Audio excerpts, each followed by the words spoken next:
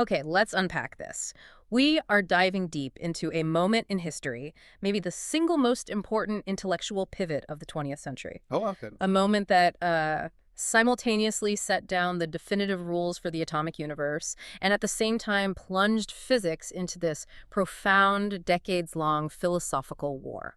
And the consequences of that war, honestly, we are still grappling with them today. That's our mission here. We want to act as your guides through this whole revolution. Right. We need to trace the incredibly rapid evolution of ideas that sort of reluctantly birthed quantum mechanics. Then we have to get through the central tenets of the theory, which are genuinely mind-bending. And the main event, the epic philosophical battle between Albert Einstein and Niels Bohr over, well, the very nature of reality itself. And if you want to picture where this all came to a head, you have to imagine Brussels, October 1927. The fifth Solvay Conference. On electrons and photons. Yeah. And this wasn't just a meeting. It was like the scientific equivalent of the Justice League getting together for the first time. The sources all describe it as one of the most spectacular, concentrated gatherings of genius ever.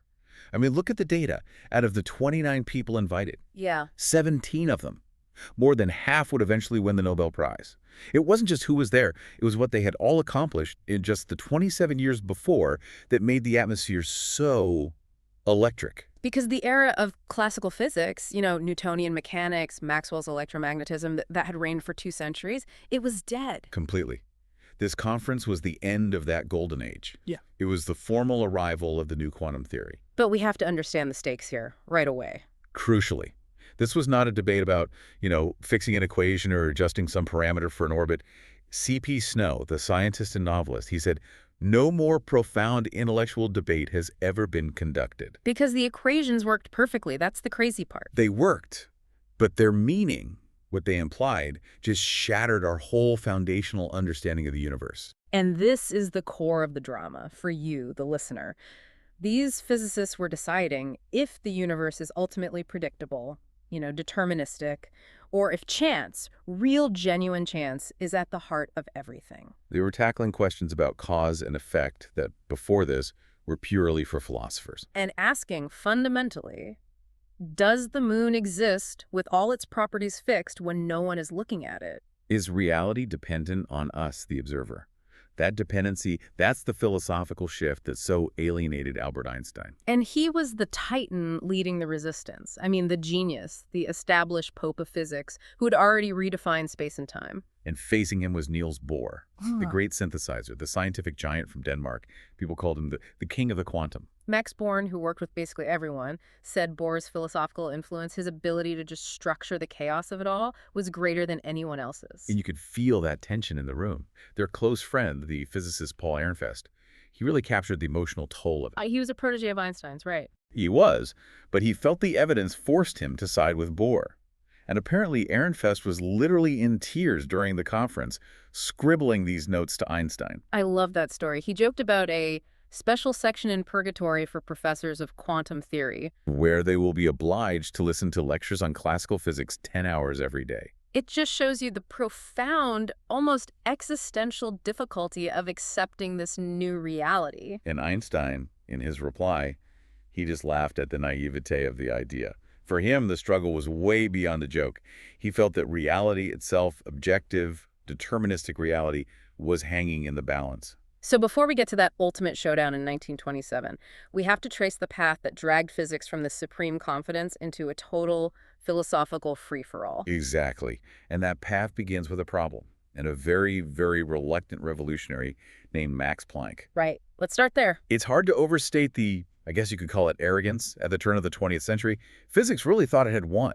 We often quote that line from Albert Michelson, the American physicist, from 1899. He said, "The more important fundamental laws and facts of physical science have all been discovered." They thought they were just tying up the decimal places. The paradigm was complete. You had Newton for motion, Maxwell for light and energy. Classical physics gave you this seamless, continuous, and totally deterministic picture of the universe. But there was this stubborn little detail. A very practical detail lurking in the heat and light of everyday objects that just refused to fit. The black body problem. Can you break down that concept for us? The black body? It sounds pretty abstract. But it was key to industrial processes. Gustav Kirchhoff defined it back in 1859. A black body is a theoretical object. Imagine a perfect closed oven or cavity. Okay. It absorbs all radiation that falls on it. And, crucially, it emits radiation based only on its temperature, not its shape or what it's made of. So this is like the classic observation from, the old days. When you look into a kiln or you heat up a piece of metal. Exactly. Potters knew this effect inside and out. Ah. You heat an iron poker. First, it glows a dull red, which is a long wavelength. Right. You raise the temperature, it shifts to cherry red, then yellow, and eventually it gets bluish-white. Shorter, higher frequency wavelengths. And Kirchhoff proved that the energy distribution inside that cavity, the intensity at each color, depended only on temperature. Yes. So the challenge for physicists was to find the one universal formula that described that curve perfectly. And this is where the classical models just fell apart. Wilhelm Wien got close first, right? Wien made two critical contributions starting around 1893. His displacement law correctly showed that as the temperature went up, the peak wavelength of the radiation got shorter. It perfectly explained those color shifts. Okay, so that part worked.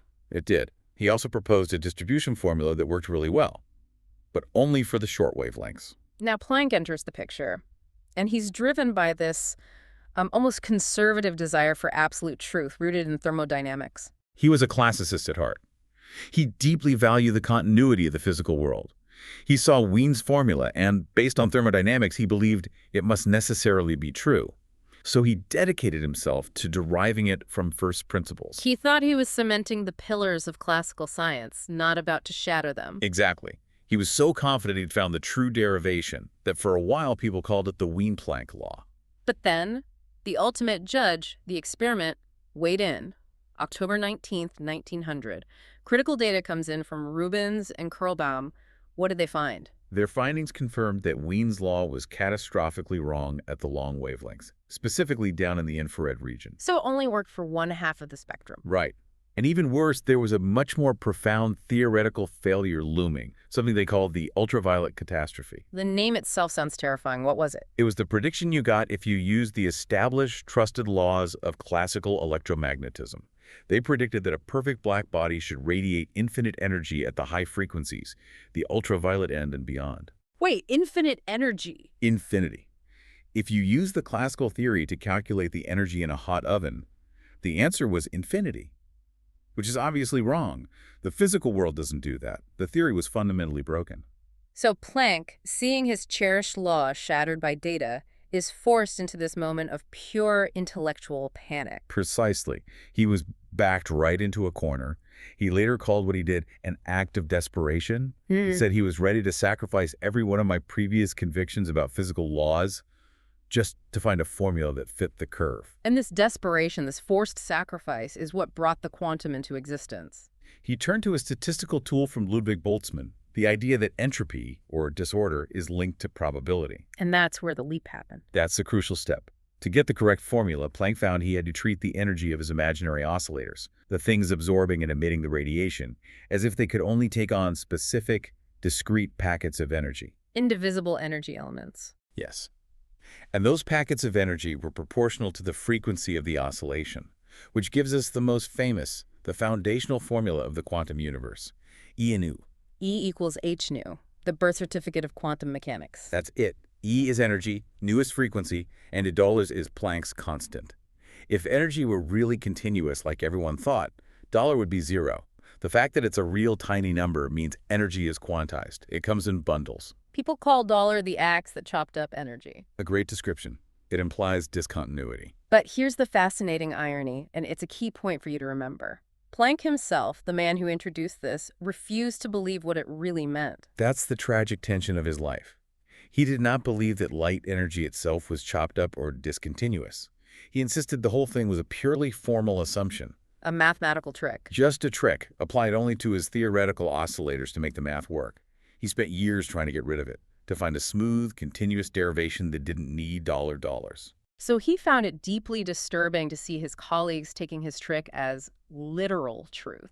He saw it as bordering on a tragedy, so he hands the world a foundational rule for the atomic world, while at the same time trying to prove his own discovery was just a fluke. And that reluctance sets the stage perfectly for the man who was more than willing to follow that formula to its truly radical conclusion. That radical individual was, of course, the 26-year-old Albert Einstein. When he saw Planck's work, he was one of the very few who got the full implications of A nu right away. He knew Planck had pulled out the ground from under one. 1905 is Einstein's Annus Mirabilis, his miracle year.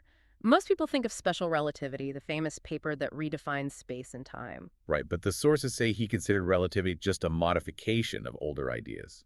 The paper he considered truly revolutionary was a different one. The first one he published that year. Exactly. On a heuristic point of view, concerning the production and transformation of light, that's where he published his heresy. He proposed that if Planck's constant meant energy was quantized when it was emitted, then light itself must be quantized, discontinuous. So he's saying light, which everyone knew as a wave, is actually made of little particle-like bullets. Which he called light quanta. They later became known as photons. And yes, this was a direct, head-on contradiction of Maxwell's electromagnetism, which was considered the final word on light. For over a century, all of the evidence pointed to light being a wave. Interference, diffraction. Yeah. The evidence was overwhelming, and Einstein just says, no, it's also a stream of particles. And the evidence he used to back this up was the photoelectric effect. Let's break this down. So the photoelectric effect was a puzzle from back in 1887. Heinrich Hertz saw that when you shine ultraviolet light on metal, it helps an electrical spark jump. It was later found the light was literally knocking electrons off the surface of the metal. Right.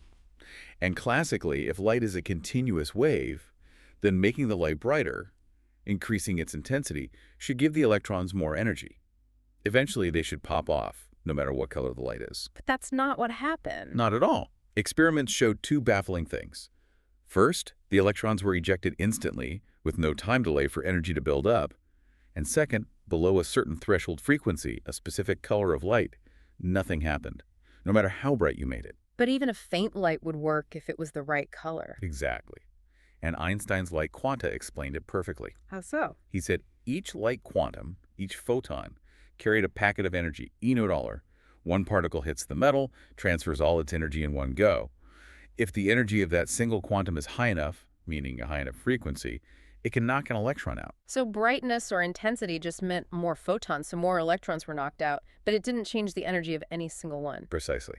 It was particle evidence for a phenomenon everyone thought was about waves. And it's amazing that in the very same year, 1905, his work on Brownian motion, the little jiggling of pollen grains in water, was what finally convinced the last skeptics that atoms actually existed. He was a revolutionary on multiple fronts at once. But his idea of light quanta faced stubborn opposition. For years, the wave theory had just proved itself superbly. So the wave-particle duality paradox was born, but nobody could resolve it yet. Not yet. And while light was being radicalized, the atom itself was about to be blown apart, conceptually speaking. Enter Ernest Rutherford, the born experimenter. Rutherford's lab in Manchester was just incredible, the kind of place where huge discoveries were made with, sealing wax and string. And his team was a powerhouse. 11 of his students and collaborators went on to win the Nobel Prize. And it was his alpha particle scattering experiments around 1911 that destroyed J.J. Thomson's plum pudding model of the atom. Right, the idea that positive charge was just smeared throughout the atom. Rutherford's team fired these positively charged alpha particles at a super thin sheet of gold foil. And most went right through. As expected. But, and this was the shock, a tiny fraction, maybe 1 in 8,000, bounced almost straight back. Rutherford famously said it was as if you fired a 15-inch shell at a piece of tissue paper and it came back and hit you. Which led to his fly in a cathedral model. A powerful analogy. The atom wasn't a dense pudding, it was almost entirely empty space. Yeah. All the mass and all the positive charge were concentrated in a tiny, dense central core, the nucleus. And the nucleus was, what, 100,000 times smaller than the atom itself? That's right. If the atom is a cathedral, the nucleus is a fly buzzing in the middle. But this physically correct model was a complete catastrophe for classical physics. Why? Because of classical electromagnetism. An orbiting electron is an accelerating charged particle. And an accelerating charged particle must radiate energy. So it would lose energy and spiral inwards. Instantly. The calculations showed the electron should spiral into the nucleus in less than a nanosecond. The atom should collapse. The entire universe should be a featureless plasma. So you have an impossible crisis. The evidence demands a nucleus, but the laws of physics demand that nucleus destroys the atom immediately. And this is the stage set for Niels Bohr. The brilliant young Dane. He arrived in Rutherford's lab. and he got it right away. He knew that to save Rutherford's model, you needed a radical change. Classical physics had to be abandoned at the atomic level. So in 1913, he just imposed quantum rules on the atom structure. What were his two fundamental non-classical rules? The first rule was what he called stationary states. Bohr just declared, pretty much arbitrarily, that electrons could only exist in certain special quantized orbits. And while they were in these orbits, for some reason, they did not radiate energy. He just turned off Maxwell's equations for those orbits. He did by quantizing their angular momentum. He said it had to be a whole number multiple of 200. You could be on step 1 or step 2 of a ladder, but never in between. He used Planck's constant to freeze the electron in place. And the second rule? The second rule brought back Planck's energy packets. He called them quantum jumps. Light is emitted or absorbed only when an electron jumps instantaneously from one of these fixed orbits to another. No more continuous radiation, just the sudden jump. And the energy difference between the high and low orbit determines the exact color of light emitted. That's profound. He just made the whole atom fundamentally discontinuous. And the payoff was spectacular, especially for spectroscopy. Immediate validation. Spectroscopy analyzing the unique spectral lines of light from different elements had been a total mystery. No one knew why hydrogen produced a precise series of lines. Rutherford thought it would take centuries to solve. And Bohr's model? It calculated the exact wavelengths of those spectral lines perfectly. It gave a physical explanation for an entire field of data. And it was predictive, too. It explained the periodic table. Exactly. He showed how electrons filled up shells, 2, 8, 1 for sodium, and so on. But the most famous prediction was for element 72, hafnium. Right. His model predicted its properties and showed it belonged with zirconium, not with the rare earth elements where others were looking. When it was discovered in 1923, right where he said it would be, it sealed the success of the model. So the Bohr atom was this heady cocktail, a mix of classical ideas and arbitrary quantum rules. It worked, but it was ugly. It was inconsistent. A beautiful compromise that was philosophically a mess. And that mess paved the way for the next younger generation to come in and build a formal theory. Which brings us to the next stage of the revolution, starting with a French prince, of all people, Louis de Broglie. He basically decided to flip Einstein's heresy on its head. It was an act of symmetry. De Broglie was inspired by Einstein's light quanta. He asked, if light, which we think of as a wave, can act like a particle. Can matter, which we know as a particle, act like a wave? Exactly. In 1923, he proposed that every particle, including the electron, has a fictitious associated wave. Its wavelength is related to its momentum, lambda HEPS. He extended wave-particle duality to everything. That is a mind-bending idea, the electron as a wave. But how did that solve the instability of Bohr's atom? It gave a mathematical and a visual justification for Bohr's arbitrary rules. Remember, Bohr just said electrons could only be in certain orbits. Right. De Broglie's idea showed why. If an electron is a wave, its orbit has to be able to fit a whole number of its wavelengths. So the wave wraps neatly around the nucleus, creating a standing wave, like a guitar string vibrating. Exactly like a guitar string. If the wave didn't fit perfectly, it would interfere with itself and cancel out. Only the orbits that allow for these perfect standing waves are stable. It's a beautiful picture that stops the spiral collapse without just making up a rule. I can imagine that was revolutionary, but was it accepted right away? Not at all. Skepticism, even some laughter. But Einstein, who knew what it was like to be ridiculed for a radical idea, he got it immediately. He wrote that de Broglie had lifted a corner of the great veil. And the experimental proof came in 1927. Yes. Davison and Germer in the U.S. and G.P. Thomson in Scotland, ironically, the son of J.J. Thomson, they both showed that electrons could be diffracted, just like waves. The proof was undeniable. Matter has a dual nature. This whole period, with de Broglie, Heisenberg, Pauli, Schrödinger, it was known as Nabenphysik. Boy physics, because this young generation was just taking over. But the situation was philosophically a total mess. The sources call it a lamentable hodgepodge of hypotheses, principles, theorems, and computational recipes. It was. You had Bohr's rules, Einstein's photons, de Broglie's waves, but no single unifying structure. Wolfgang Pauli captured the mood perfectly. He said, I wish I were a film comedian and had never heard anything about physics. And out of that chaos, two competing formal theories of quantum mechanics emerge almost at the same time between 1925 and 26. Let's start with Werner Heisenberg. Heisenberg was obsessed with building a new mechanics using only observable quantities, things you could actually measure, like the intensity of spectral lines. He hated the visual orbits of Bohr's model. And his solution was incredibly abstract. Matrix mechanics. Developed with Max Born and Pascal Jordan? Yes. He used arrays of numbers matrices instead of continuous variables like position. And the key mathematical break with intuition was... Non-commutative multiplication. Right. He found that with his matrices, the order mattered. 1 on times b dol was not the same as 1 on times. Which is terrifying. In our world, if you measure a car's position and then its speed, you get the same result as if you measure its speed and then its position. Exactly. So matrix mechanics was cold, abstract, and it explicitly forbade any kind of visual picture. It suggested the very act of observing, the sequence, affected reality. And then Erwin Schrödinger comes along with a totally different approach, something that felt like a return to sanity. Wave mechanics. Schrödinger hated quantum jumps. He loathed the abstraction of matrices. He saw de Broglie's waves and thought he could restore continuity to physics.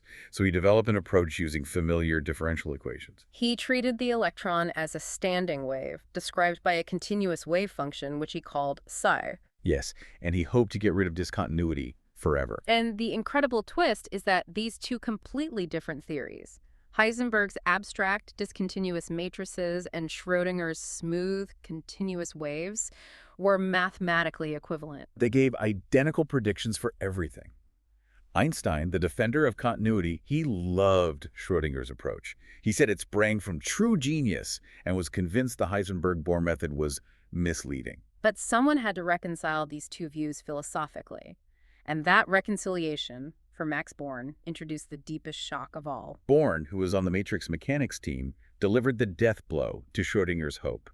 He argued that Schrödinger's wave function did not represent a physical, three-dimensional wave. What did it represent then? It was a wave of probability. The size of the wave function at any point in space simply told you the probability of finding the particle there, if you looked. And this is the moment. This is when determinism dies. Completely. If the wave function only gives you probabilities, then the Newtonian dream of predicting the future with certainty is gone. The future is fundamentally uncertain. A causal. Born was so blunt about it, he called Schrödinger's physics wretched, despite the mathematical brilliance. So by 1927, just before Solvay, the Copenhagen interpretation, the fusion of all these ideas, championed by Bohr, had three main pillars. Let's start with Pauli's. The first pillar was the exclusion principle from 1925. It says that no two electrons can ever occupy the exact same quantum state. They can't have the same set of 4 quantum numbers. Why was that so important? It's the organizing principle of all of chemistry. Without it, all electrons would just pile into the lowest energy state. Atoms would be blobs. You couldn't form molecules. The exclusion principle forces electrons to fill up shells, which explains the entire structure of the periodic table. And we have to mention Pauli's reputation as a critic. Oh, he was called the Wrath of God.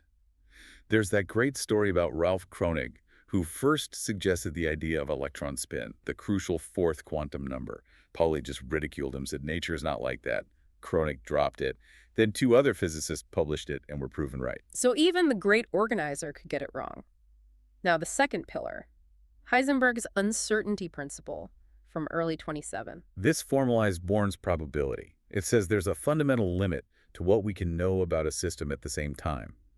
His famous thought experiment with the gamma-ray microscope explains it perfectly. Right, let's unpack that. To see an electron's position really precisely, you need to hit it with light that has a very short wavelength. Like a high-energy gamma-ray photon. But what's the consequence of hitting an electron with a powerful gamma-ray? You give it a massive, uncontrollable kick. Exactly. You change its momentum. Yeah. So by the time the photon gets to your microscope and tells you exactly where the electron was, its momentum is now completely different and unknowable. You sacrifice momentum knowledge for position knowledge. And it's an inherent trade-off, constrained by Planck's constant.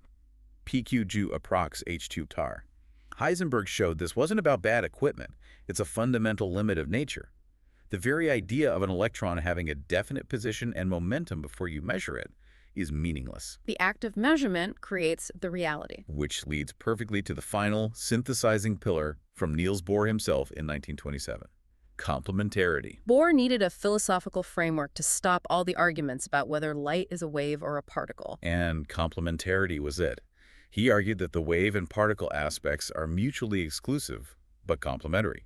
You can design an experiment to see the wave nature, or one to see the particle nature. But you can never, ever see both at the same time. Right.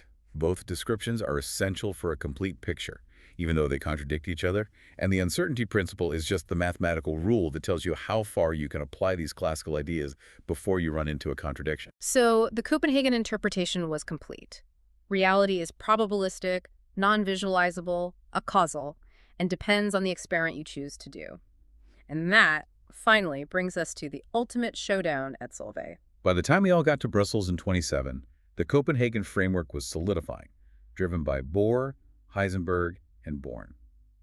The conference was meant to be a celebration, but Einstein was its biggest, most dangerous critic. He just hated the probabilistic nature of it. He said he did not approve of the purely statistical way of thinking. He thought it was a brilliant theory, but ultimately flawed. So his mission was clear: show that quantum mechanics was internally inconsistent and therefore incomplete.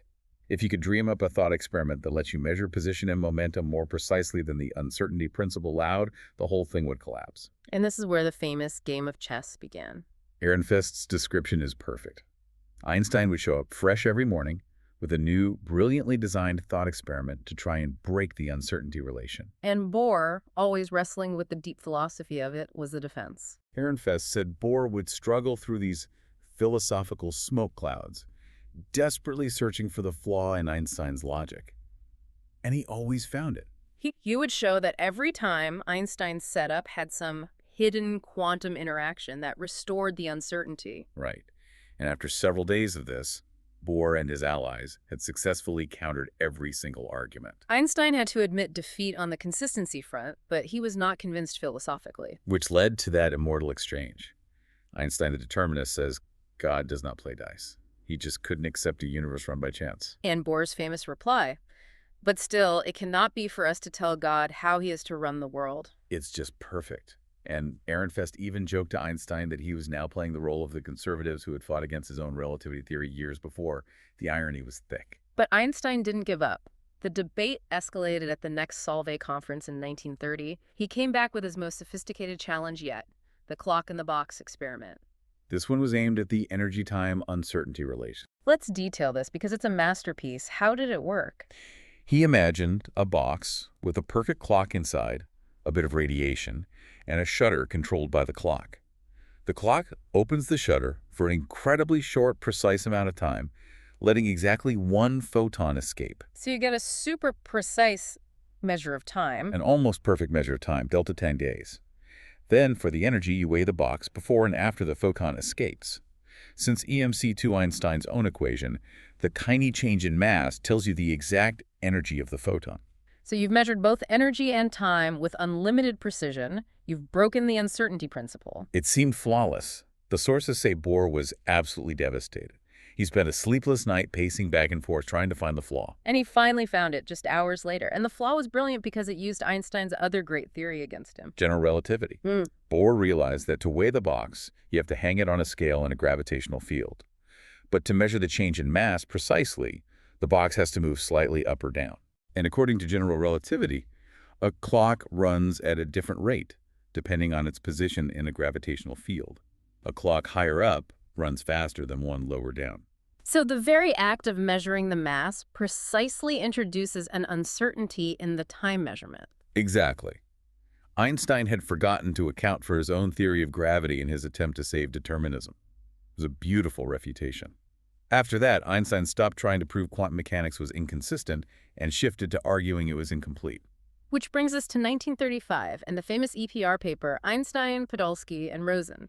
And this is where entanglement really enters the story. Their argument was subtle. They started by defining what a complete theory should be. They said if you can predict a physical property with certainty without disturbing the system, then that property must be a real element of reality. And then they proposed an experiment with entangled particles. Can you define entanglement for us? Entanglement is what happens when two particles interact and become linked. They remain a single quantum system, no matter how far apart they are. If you measure a property of one, say, its spin, you instantly know the spin of its distant partner. This is what Einstein called spooky action at a distance. Why did he hate it so much? Because it violated his most deeply held belief: local realism. Okay, two parts to that. Right. First, realism. The idea that things have definite properties whether we measure them or not. The moon is there when you don't look. Second, locality. The idea that nothing can travel faster than light. No instant influence. An entanglement seemed to violate locality if the spin of the second particle was genuinely undecided until you measured the first one. And that information had to travel instantly, non-locally, across space to its partner. Einstein found that unacceptable. He argued the particles must have been carrying hidden instructions, hidden variables all along. So the quantum description, which said the properties weren't decided until measurement, had to be incomplete. Schrödinger, inspired by this, then created the ultimate macabre analogy to show how absurd the Copenhagen view was. Schrödinger's cat. It was designed to show what happens when you apply quantum superposition, the idea of a particle being in a mix of states, to the big everyday world. The setup is infamous.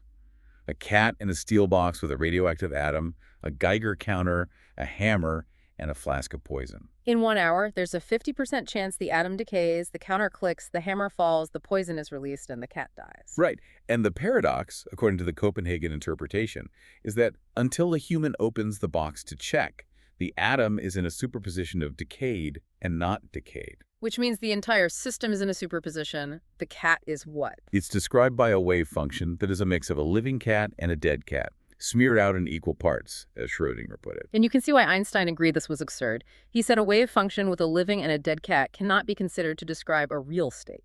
Exactly. For decades, the debate was stuck there. It was a philosophical argument. Bohr said quantum mechanics tells us all we can know. Einstein said there must be a deeper local reality we just haven't found yet. Until 1964, when John Bell took the fight out of philosophy and into the lab. John Bell, at CERN, was the one who proved that these two positions, Einstein's local realism and Bohr's non-local quantum mechanics, actually made different testable predictions. With Bell's theorem or Bell's inequality? Right. He showed that any theory based on local hidden variables, what Einstein wanted, had to obey a strict mathematical limit. The correlations between the measurements of two entangled particles had to fall within a certain range. And if the experiments showed correlations outside that range? Then local realism was false, and the spooky non-local predictions of quantum mechanics were correct. The philosophical battle came down to a number. So they ran the experiments. They did, starting with Clauser and Friedman in 1972, and refined by Lang Aspect and many others since.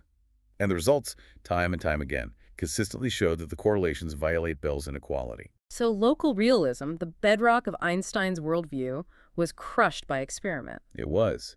The universe is either non-local or properties don't exist before measurement, or both. The spooky action is real. The conclusions solidified around the Copenhagen framework, even if the philosophical implications still make people uncomfortable. How did Bohr summarize this final divide? Bohr put it perfectly. He said, "There is no quantum world. There is only an abstract quantum mechanical description." For Bohr, physics is about what we can say about nature, not how nature is. But Einstein never yielded. He remained convinced that what we call science has the sole purpose of determining what is. His belief in an observer-independent reality made him an internal outsider to the very revolution he helped start. So what does this all mean for us? We've traced this incredible history from Planck's forced, reluctant introduction of discontinuity through its radical application by Einstein and Bohr, all the way to the formalization of a probabilistic world. And the ultimate experimental test, driven by Bell's theorem, confirmed the strange non-local nature that Bohr's Copenhagen interpretation demanded. And the depth of that rivalry, which was always filled with mutual respect, it tells you everything about how important these ideas were. The sources confirm it. The argument was so profound that Bohr's very last drawing on his blackboard before he died in 1962 was a sketch of Einstein's clock in the box. 30 years later, he was still replaying the argument in his head.